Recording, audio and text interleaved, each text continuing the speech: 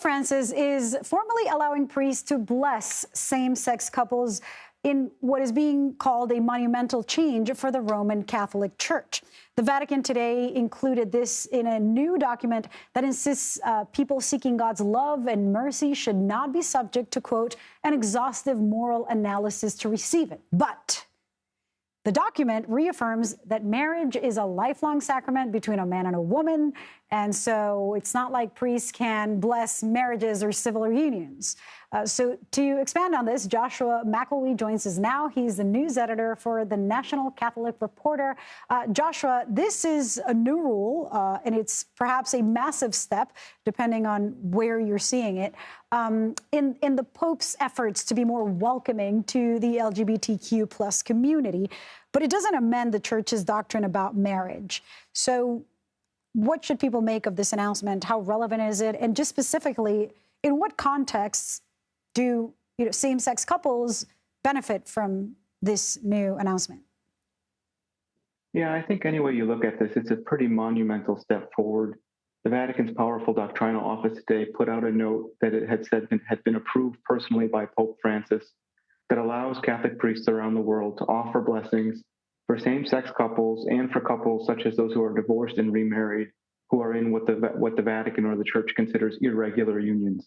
The Vatican said there are a couple conditions here. They still want to maintain the difference between sacramental marriage, which the Church teaches is between one man and one woman. And they're saying that these blessings cannot kind of resemble marriage, but they can be offered to couples asking for God's help or God's assistance. And the Vatican took a very open tone, saying that the asking of a blessing is the asking for God to help a person in their life. And so what we're seeing here is a very open, very dialogical method of the Church and of Pope Francis, who has kind of framed a church of welcome, of openness, of encounter. I mean, very open, I guess, depends on who you ask. I know a lot of Catholics in same-sex relationships who would like to see a lot more openness, but it's certainly a step. It's been 10 years since we have had Pope Francis. Perhaps the question is, why has it taken 10 years to get to this incremental shift or monumental change, as you would describe it? Yeah, 10 years ago, the cardinals around the world elected the first pope from the Americas, Cardinal Jorge Bergoglio, who took the name Francis. He has led a very different kind of Vatican, open, dialogical. He calls for what he calls the culture of encounter. And in those 10 years, we've seen a Vatican much more open to the concerns of the modern world, be it same-sex relationships, be it questions about women's leadership in the Catholic Church. The Pope just hosted a month-long gathering in October to discuss some of these issues. Clearly, he has taken some steps in recent years. Just 2 years ago, the Vatican said that priests could not bless same-sex couples using very strong language. And now today, 2 years later, they've kind of reversed themselves.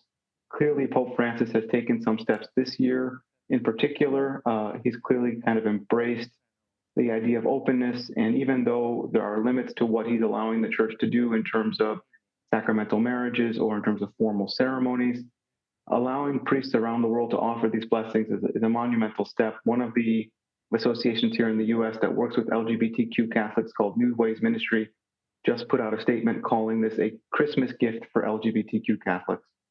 I'm curious, I'm not sure that I understand kind of, and for people who maybe are not Catholics, what would be the difference between blessing a same-sex couple versus blessing a union or actually performing a marriage?